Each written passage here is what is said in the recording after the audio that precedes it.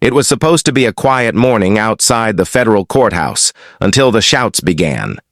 A police officer barked commands, taser drawn, his eyes burning with prejudice. In front of him sat a man in a wheelchair, calm, composed, unarmed. Passers-by froze, phones raised, unsure if they were about to witness another tragedy. The officer's finger trembled on the trigger as the man slowly lifted his hands, his metals glinting faintly in the sun. No one knew who he really was, or the kind of storms he'd survived before. But what happened next would expose more than just bias. It would expose ignorance itself. Marcus Hale had worn the uniform of his country for over 20 years. A decorated Navy SEAL commander, he had led rescue operations in war zones, pulled wounded men from burning vehicles, and carried the scars of battles most Americans would never hear about. But when an explosion in Afghanistan claimed both his legs, Marcus didn't let it define him.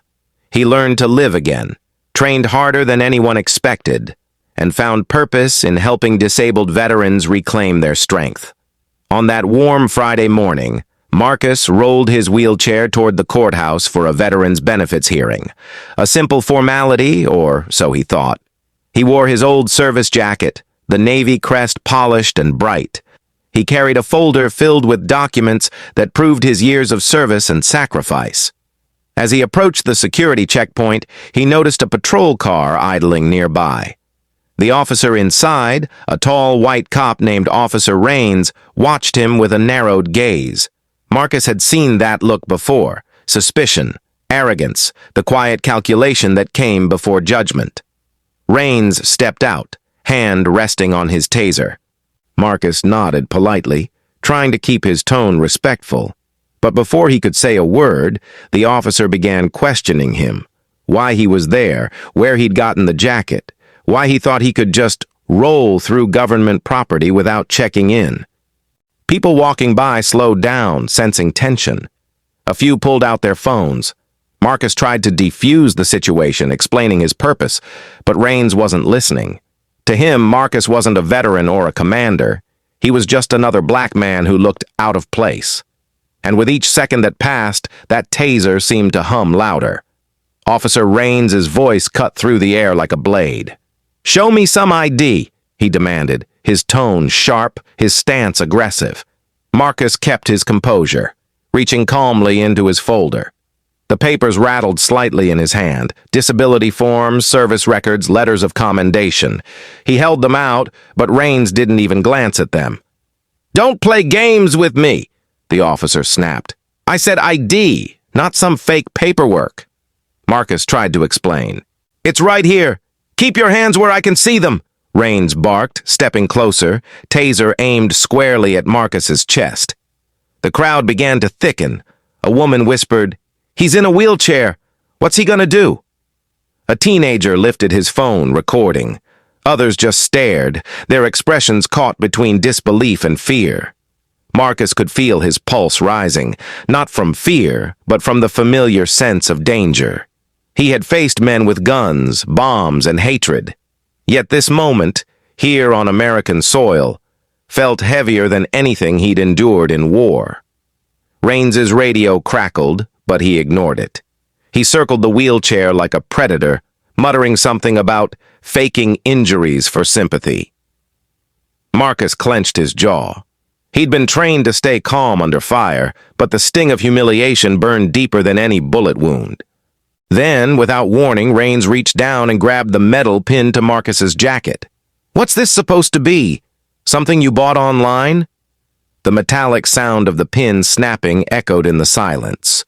Gasps rippled through the onlookers. Marcus didn't react. He refused to give the man satisfaction.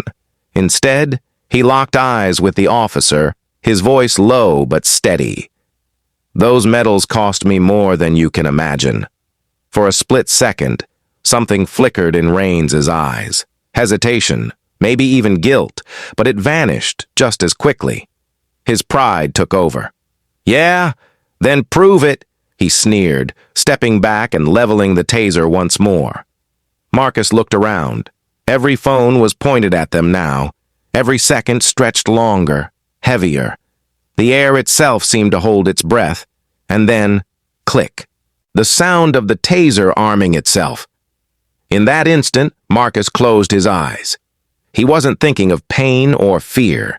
He was thinking of the flag folded in a triangle at home, the one handed to him after his last mission.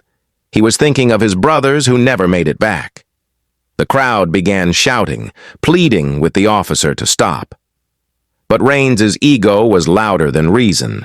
He saw only defiance where there was dignity, and as the crackling blue light flashed, a truth began to unfold that would change everything.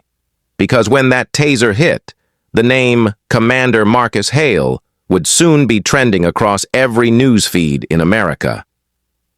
The taser's electric crack split the air, echoing off the courthouse steps. Marcus's body jolted violently, his wheelchair tipping slightly before steadied by a bystander's quick hands. Gasps erupted through the crowd, followed by screams and the rapid clicking of camera shutters. The smell of burnt fabric filled the air, mingled with the raw silence of disbelief. Officer Raines froze for half a second, realizing what he'd just done. But it was too late. The scene had been captured from every angle, broadcast live by onlookers, hashtags already exploding across social media. Marcus sat trembling but conscious, his breathing slow, deliberate. Years of military training had taught him to control pain, to never give his enemies the satisfaction of seeing weakness. But this wasn't war. This was humiliation, delivered by someone sworn to protect. Security guards rushed from the courthouse doors. One of them, an older veteran, recognized the insignia on Marcus's torn jacket and shouted, "That's Commander Hale!" Navy SEAL. The words hit like thunder. The crowd gasped again, and every camera zoomed in closer. Raines took a step back, confusion clouding his anger. "What?" he stammered. The veteran marched forward, snatching the folder from the ground. Inside were official documents, commendations, medical discharge papers, letters signed by commanding officers. Proof of heroism beyond question. "Do you have any idea who this man is?" The veteran barked, his voice shaking with fury. "He's a war hero. He saved lives overseas while you were hiding behind a badge." The silence that followed was deafening. Even the birds above seemed to pause mid-flight. Raines lowered his taser, his confidence draining from his face. The same crowd that once watched in fear now shouted in outrage. Phones streamed live.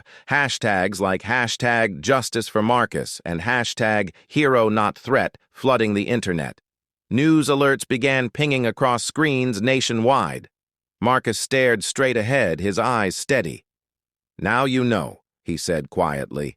And with that, he wheeled himself past the officer who had mistaken his dignity for defiance, leaving behind a sea of shame, cameras, and questions that the nation would soon be forced to answer. The video spread across the country within hours.